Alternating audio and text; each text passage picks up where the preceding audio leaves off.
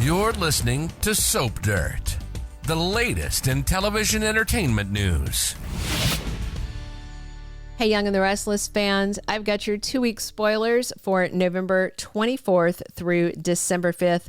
We've got Billy attacked and Ashley returning. It's Belinda from Soap Dirt. If you're not following us, please reach down, hit that subscribe button. So this first week, we only have 3 new episodes of Y&R and are wrapping up the last little bit of sweeps. And then we've got preemptions for the holiday. But the following week, we have 5 brand new episodes. Let's dive in on Monday, November 24th. Christine and Danny are husband and wife. And Daniel's freaking out about singing at the reception, but Tessa won't let him back out of it. So Daniel and Tessa perform, and then we have Michael and Lauren and Nina toasting the couple. Daniel gives a very sweet toast to Danny for being a great dad and Christine for making his father so happy. Phyllis and Cane do a drive-by, uninvited, into Christine and Danny's reception. And Christine's so happy, she says, let Phyllis have her say. And she does. And Red actually gives a very nice toast, saying that Danny and Christine are destined. And Phyllis credits Christine for never, ever giving up on her true love, which is Danny. Phyllis did something classy for a change, so yay. Danny and Christine head upstairs to change for their honeymoon trip to Paris, but they have a little sexy time first while everybody's downstairs enjoying music and dancing and swapping stories. Meanwhile, Phyllis and Cane go upstairs for their own sexy time, and all 4 of them are each leaving their rooms at the same time and run into each other. And Phyllis again wishes them well and happiness as they are leaving for their honeymoon in Paris. Downstairs, we have wedding guests chatting and dancing and hanging out. Amy mentions that she saw Gina and Tracy singing back in the day, and Amy puts on some moves, showing off her dance groove. Other people are offering Nina their condolences about her loss of Chance and sharing some nice memories about her son. And Daniel and Tessa share another kiss, and it happens just as Cane and Phyllis walk in and see them. And of course, Daniel's mom isn't happy. Phyllis's jaw drops because he's kissing a married woman, and she's going to have some things to say about this, I'm sure. Tuesday, November 25th, we've got Adam and Victor taking aim with an attack at Billy. And of course, Adam's all in on that. He despises Billy. The plan that he and Victor talked about was to convince the investor, which they now know is Jill Abbott, to pull the funding and cut off cash flow for AbbotCom so Billy and Sally's company doesn't happen and Newman Media won't have the competition. And I wonder when they are taking aim at Billy if an AI threat will factor into it. Maybe they'll tell Jill about the AI. Over in Los Angeles, we've got Mitch Matt giving Sharon and Nick some ground rules for his cruel game of hide and seek he's playing with their son Noah, taken from them. And Matt has given them a clue where to look for their son and Sienna, who of course is trapped with him. I don't think they're too worried about her though. It looks like they are in a storage yard of some type, and Nick seems to find something promising and calls Sharon over to take a look. She's just praying. I don't know how actively she's looking, and maybe her prayer was answered because then Nick finds that thing. So Noah is going to be found soon, a little worse for wear, but alive with Sienna.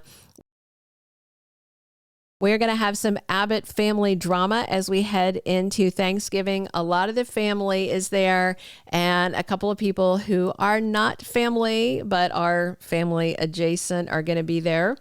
Wednesday, November 26th, we've got Victor hiding the problems that Nick is having in LA from Nikki. So it looks like Victor is lying either directly or by omission about Matt Clark being back and that Noah has been kidnapped. I don't think Nikki's going to appreciate being kept in the dark. Plus, over at the Abbott Mansion, we've got the family there. We've got Jack and Diane. We have Sally, who is Billy's +1. And we have Tracy there since she was in town. And it looks like Harrison and Kyle convinced Claire to come over to the mansion for Turkey Day as well. Jack is so happy that the whole family is together for the holiday. I do suspect this might be calm before an attack from Victor, unless Adam can keep him distracted and somebody can take that AI away. And then Ashley shows up for Thanksgiving. She is in Genoa City. That's very exciting. I do wonder if at some point after they eat, if Claire is going to take off to see Holden, which Kyle won't like, but it seems likely. This week, we have Cane having a tense conversation with Lily that is going to leave her quite irritated. I'm sure it's about Cane hopping in bed with Phyllis, of all people. Now, Cane told Lily that he was working an angle with Phyllis. I don't think she believes it. And I do think she cares, but Lily says she doesn't. And she is having Thanksgiving with the Winters family. I'm sure Cane's not invited to that. And Lily is reminding the family of how important them being together is and being united as Winters. Looks like we should have Abby and Devon and Nate and Lily and Amy all together. And we are on a countdown to Crystal Khalil's maternity leave. That baby bump is getting bigger. They may have her sitting behind the turkey at the Winters dinner. Jill is coming back soon. We are getting Jess Walton back, but it may be for Christmas and not Thanksgiving. Hopefully it's not just another video call. Thursday, November 27th, we do not have a new episode on Thanksgiving Day, but Y&R is re-airing a classic episode from 35 years ago, from 1990, of Cricket and Danny's Hawaiian wedding. Friday, November 28th, there's no Y&R at all, is preempted due to CBS sports coverage. After you watch that Thursday episode, you may want to delete it.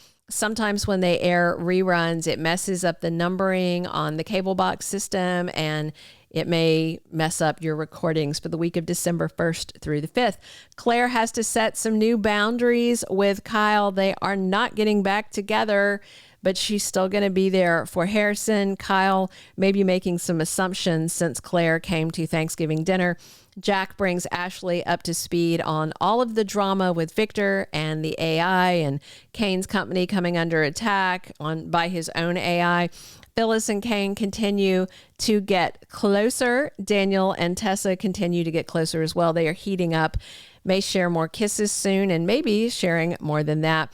Phyllis is quite worried about Daniel. She's going to chime in about him and Tessa because she's still married. And of course, Daniel's going to say that she's planning to file for divorce.